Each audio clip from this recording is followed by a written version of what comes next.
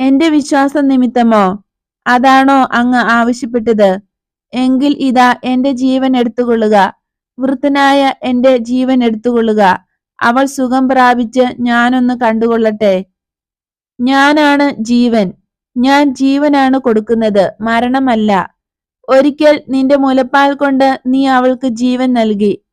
എന്നാൽ തീർന്നു പോകുന്ന ഒരുതരം താഴ്ന്ന ജീവനാണ് നൽകിയത്. ഇപ്പോൾ നിന്റെ വിശ്വാസം നിമിത്തം നീ അവൾക്ക് അവസാനമില്ലാത്ത ജീവനാണ് നൽകുന്നത്. അമ്മ ഒന്ന് പുഞ്ചിരിക്കൂ. പക്ഷെ അവൾ ഇവിടെ ഇല്ലല്ലോ. വൃദ്ധ പ്രതീക്ഷയുടെയും ഭയത്തിന്റെയും മധ്യത്തിലുള്ള സംശയസ്ഥിതിയിലാണ്. അവൾ ദൂരെയാണല്ലോ, അവിടുന്ന് ഇവിടെയുമാണ്. വിശ്വാസം ഉള്ളവരായിരിക്കുക.